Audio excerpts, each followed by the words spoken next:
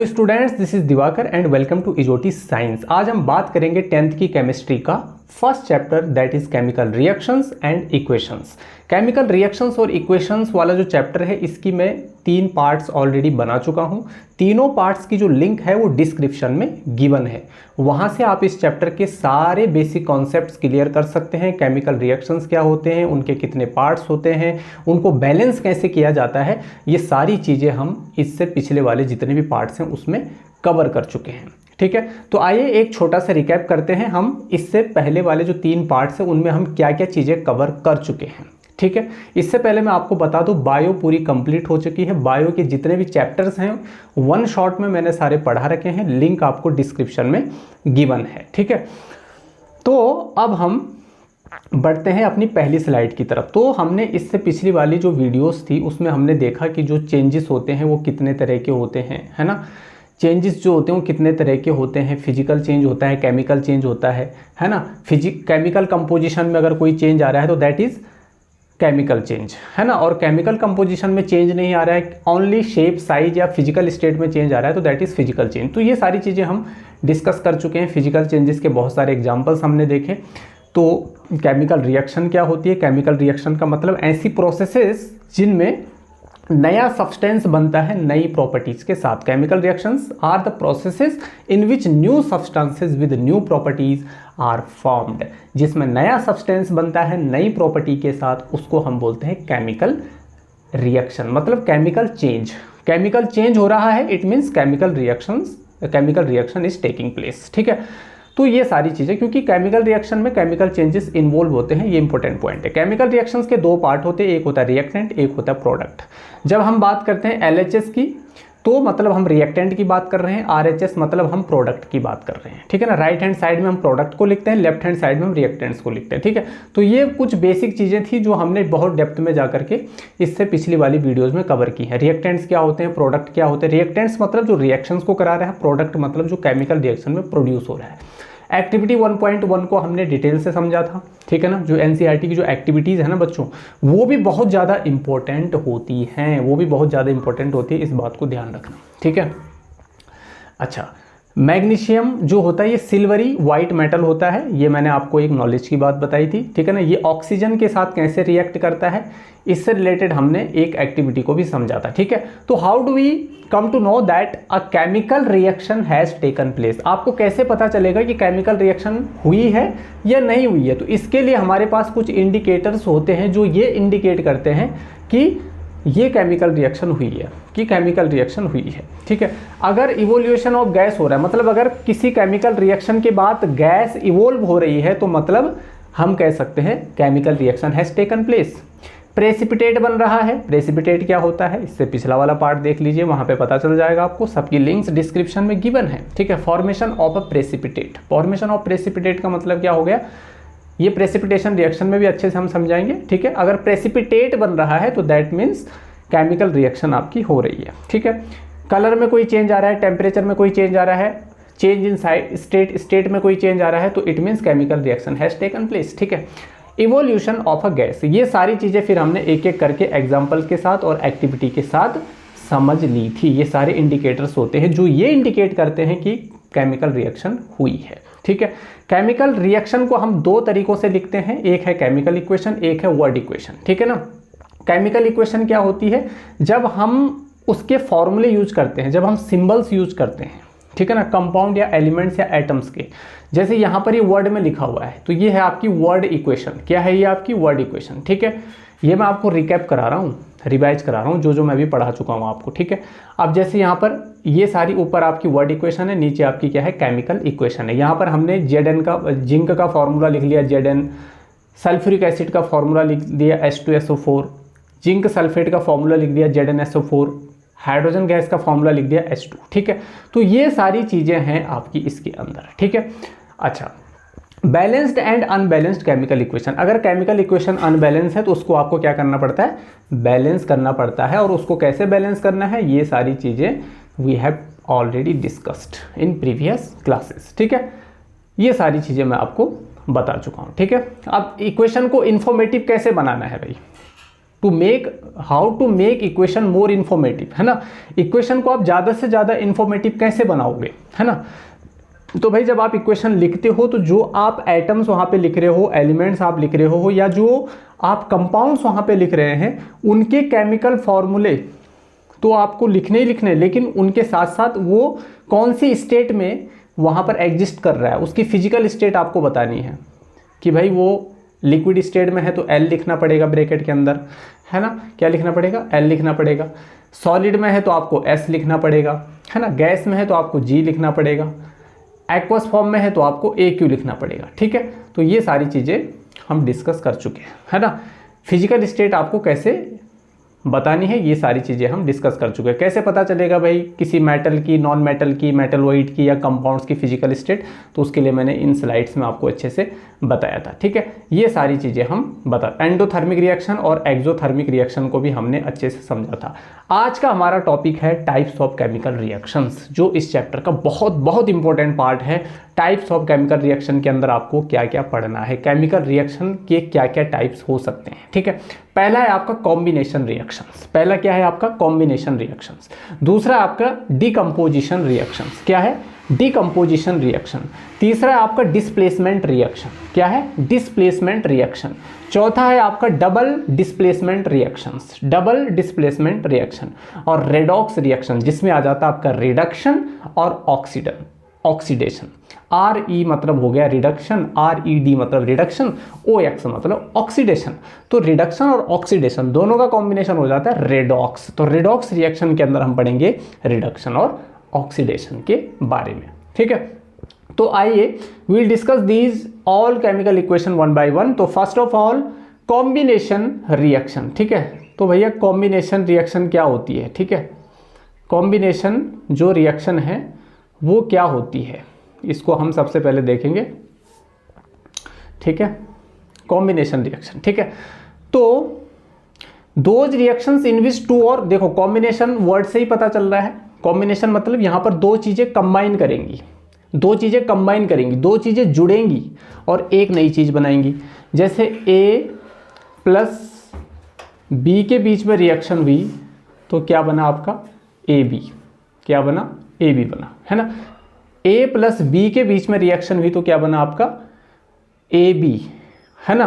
तो ये आपका प्रोडक्ट है जहां पर दो या दो से ज़्यादा रिएक्टेंट आपस में मिलते हैं, कंबाइन करते हैं और एक नया प्रोडक्ट बनाते हैं, उसको हम बोलते हैं कॉम्बिनेशन रिएक्शंस। क्या बोलते हैं हम उसको? Combination reaction. Those reactions in which two और more substances combine to form a single substance are called combination reactions. एक सिंगल सब्सटेंस बनाते हैं जहां पर दो या दो से ज्यादा सब्सटेंस कंबाइन करते हैं। अब ये कितने तरह की हो सकती है कॉम्बिनेशन रिएक्शन, किन किन के बीच में हो सकती है, इसको थोड़ा ध्यान से समझना। यहां पर टू और मोर एलिमेंट्स, यहां पर दो या दो से ज्यादा एलिमेंट्स हो सकते हैं जो कंबाइन करें और एक नया कंपाउंड बनाए।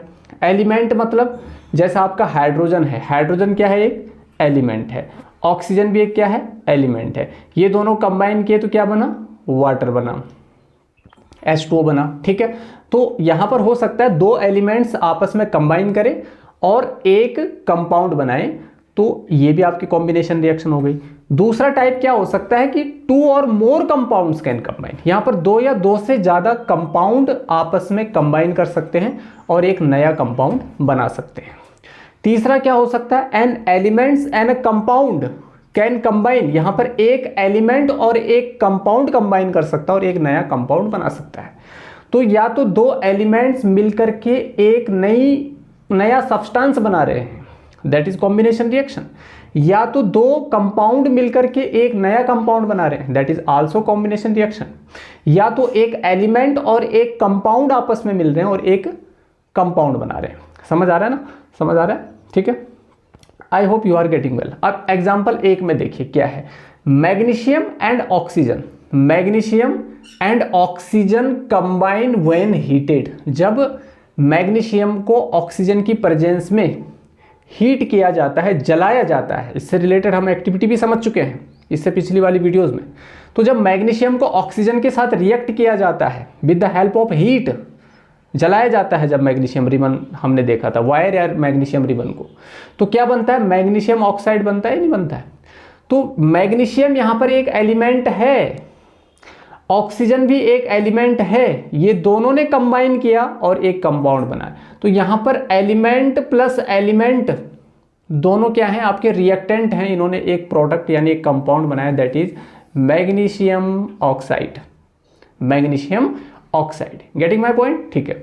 एग्जाम्पल 2 में देखिए, hydrogen burns in oxygen to form water. Hydrogen जब ऑक्सीजन की प्रेजेंस में बर्न होता है, जलता है, तो क्या बनता है, आपका वाटर बनता है। क्या बनता है? वाटर बनता है। तो हाइड्रोजन क्या है यहाँ पर? एक एलिमेंट है। ऑक्सीजन भी यहाँ पर क्या है? एक एलिमेंट है।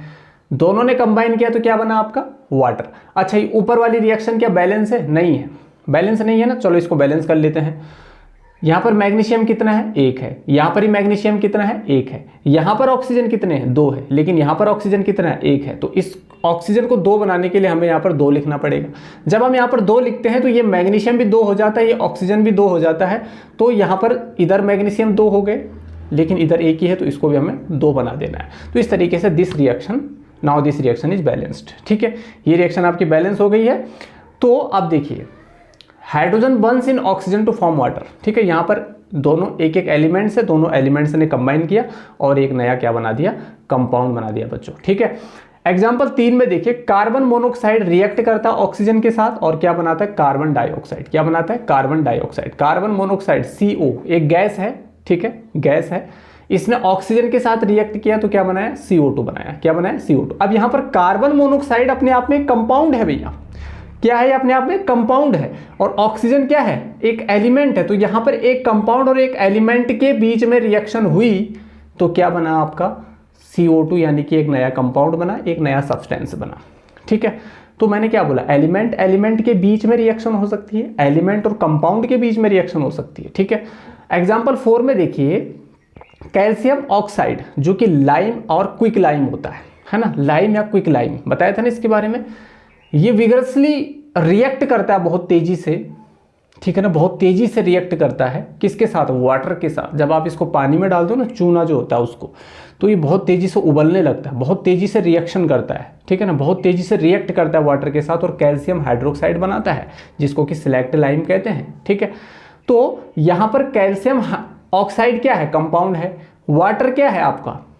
कंपाउंड है। यहाँ पर दो कंपाउंड्स के बीच में रिएक्शन हुई तो एक तीसरा कंपाउंड बना, calcium hydroxide, CaOH twice. CaOH twice. समझ आया? समझ आया? ठीक है, तो कैल्शियम ऑक्साइड जो है यहाँ पर क्या कर रहा है? वाटर के साथ बहुत तेजी से रिएक्ट कर रहा है और कैल्शियम हाइड्रोक्साइड बना रहा है। ठीक है, तो एलिमेंट और एलिमेंट के बीच में रिएक्शन, एलिमेंट और कंपाउंड के बीच में रिएक्शन, और कंपाउंड कंपाउंड के बीच में रिएक्शन, सारे एग्जांपल आपको मैंने बता दिए। ठीक है, अब यहाँ पर एक्टिविटी 1.4 है। देखो, एक्टिविटीज से बहुत सारे क्वेश्चन बनते हैं, एक्टिविटी बेस्ड क्वेश्चन बनते हैं, इसलिए एक्टिविटी को आपको स्किप नहीं करना है, अवॉइड नहीं करना है, ध्यान से समझना है। कॉम्बिनेशन रिएक्शन के कुछ एक्टिविटीज़ हैं, NCERT कहती है इन एक्टिविटीज़ को थोड़ा पढ़ाइए बच्चों को, और बच्चों को भी इनको पढ़ना चाहिए। एक्टिविटी 1.4, यहाँ पर आपको क्या करना है? Take a small amount of calcium oxide. आपको थोड़ा सा कैल्शियम ऑक्साइड लेना है, जिसको कि हम क्विक लाइम कहते हैं। किसमें? एक बीकर के अंदर। एक बीकर के अंदर कैल्शियम ऑक्साइड लिया आपने, इसमें धीरे धीरे करके, आपको एक साथ नहीं डालना, धीरे धीरे करके इसमें आपको पानी को ऐड करना है।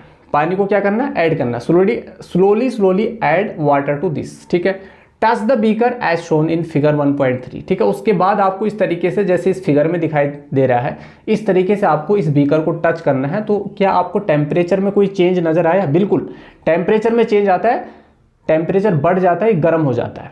क्या हो जाता है? गर्म हो जाता है, बहुत उबलने लगता है अंदर से। ठीक है, तो बाहर से ऑब्वियसली जब अंदर से उबल रहा है तो बाहर से तो हॉट हो गई, गर्म हो गई। ठीक है, क्योंकि हीट बढ़ गई, टेम्परेचर बढ़ गया। ठीक, तो ये क्या है आपका? यहां पर किस किस के बीच में रिएक्शन हुई? कैल्शियम ऑक्साइड के बीच में रिएक्शन हुई और वाटर के बीच में रिएक्शन। कैल्शियम ऑक्साइड वाटर के बीच में रिएक्शन हुआ। Calcium oxide reacts with water to form calcium hydroxide, CaOH twice यहां पर इसने बना दिया। और साथ में यहां पर हीट भी निकल रही है। जहां पर हीट निकलती है उसको क्या बोलते हैं? Exothermic reaction. जहां पर हीट इवोल्व होती है उसको हम बोलेंगे एक्सोथर्मिक रिएक्शन। लेकिन जहां पर हीट एब्जॉर्ब होती है, जहां पर हीट लगती है ना, उसको हम क्या बोलते हैं? Endothermic reaction. ठीक है। तो ये एक क्या एक्जोथर्मिक रिएक्शन है। तो इन दिस रिएक्शन, यहाँ पर क्या लिखा हुआ है, in this reaction calcium oxide and water combine to form a single product that is calcium hydroxide. Such a reaction in which a single product is form two और more reactants is known as combination reaction, जो कि मैं already आपको बता चुका हूँ, ठीक है। एनसीईआरटी की लाइन्स है इसलिए मैंने पढ़ के बता दिया। अब यहाँ पर एक important knowledge, do you know लिखा हुआ है, मतलब ये नॉलेज की बात कर रहा है। नॉलेज बॉक्स है ये, क्या है ये, नॉलेज बॉक्स है, ठीक है। इसको इग्नोर मत करना, अवॉइड मत करना, दिस इज नॉलेज बॉक्स। देखो, a solution of slaked lime, slaked lime का सॉल्यूशन दिया आपने, produced by the reaction 1.13 is used for white washing. जो सिलेक्ट लाइम होता है ना, जो मैंने अभी बताया आपको, सिलेक्ट लाइम, उसका यूज किस में किया जाता है, ये देखिए यहाँ पर देखिए कहाँ है सिलेक्ट लाइम, CaOH ट्वाइस, यानी कैल्शियम हाइड्रोक्साइड जो है ना, इसका यूज कहाँ किया जाता है, पुताई में किया जाता है। वाइट वॉशिंग, वॉल पे हम क्या करते हैं, वाइट वॉश करते हैं, सफ़ेद चूना लगाते हैं ना ताकि वो चमक जाए।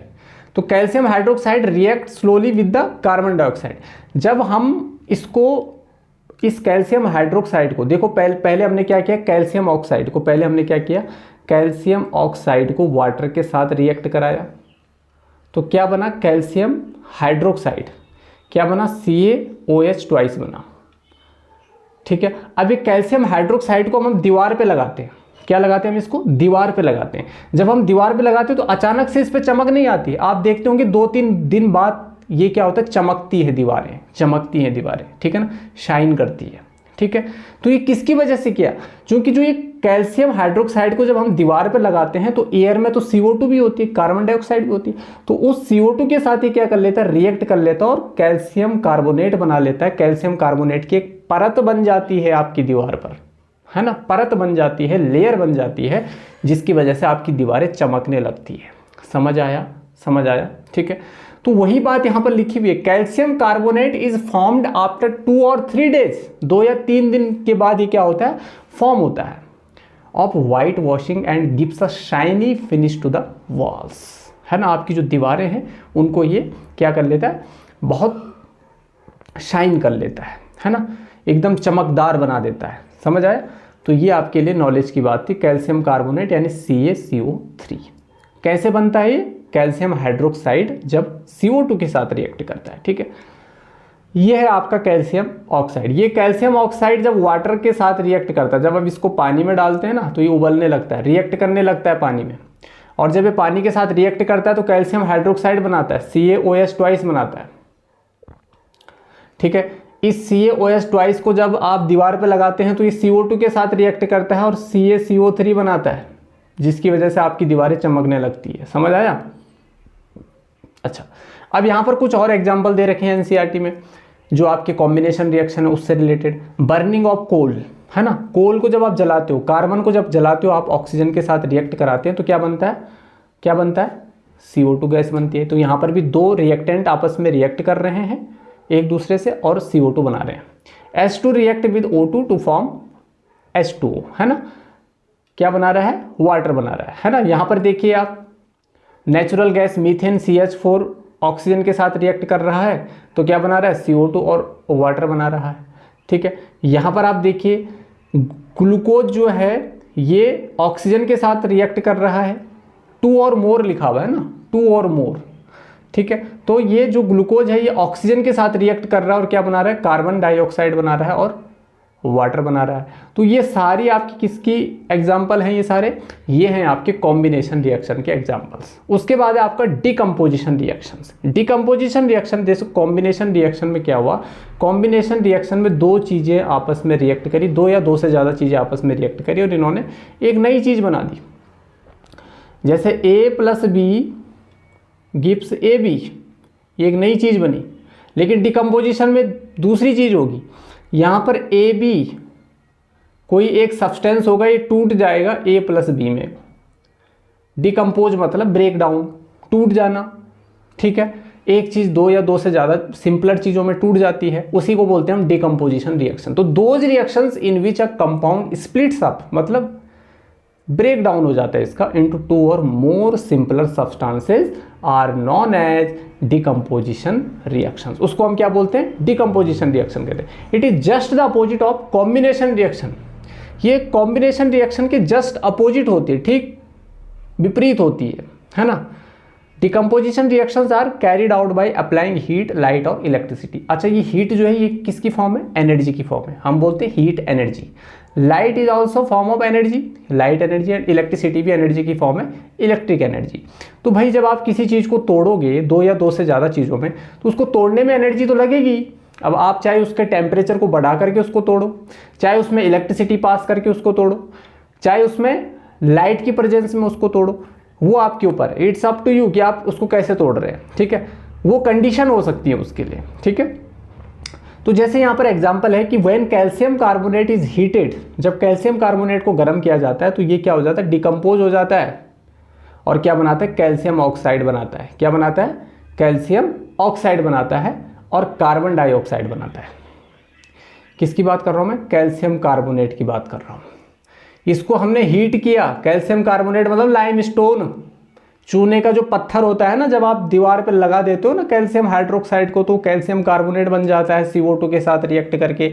फिर वो कैल्शियम कार्बोनेट को बहुत सालों बाद जब हम निकालते हो तो इस तरीके से बड़ी बड़ी लेयर्स निकलती है उसकी, है ना, बहुत मेहनत से निकलती है वो, क्योंकि बहुत कठोर हो जाती है, सॉलिड हो जाती है, तो वो लाइमस्टोन है आपका।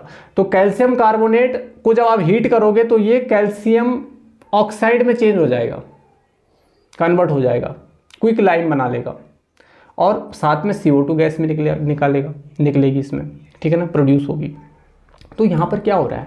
यहाँ पर एक चीज़ टूट रही है दो सिंपलर चीज़ों में, CaO और CO2 में। तो ये क्या है? आपका डिकम्पोजिशन रिएक्शन है भाई। तो यहाँ पर हमने हीट को यूज किया, इसीलिए इसको थर्मल डिकम्पोजिशन भी कहते हैं, ठीक है। तो यहाँ पर हम बोल सकते हैं कि जो डिकम्पोजिशन रिएक्शंस है वो तीन तरह की होती है। एक होता है थर्मल डिकम्पोजिशन। थर्मल का मतलब होता है हीट से। किससे मतलब होता है इसका? हीट से। Thermal means heat. Electrolytic, electro means electricity, बिजली, और फोटो मीन्स लाइट। यहाँ पर लाइट एनर्जी यूज होगी, सनलाइट। फोटो मीन्स सनलाइट की बात हो रही है।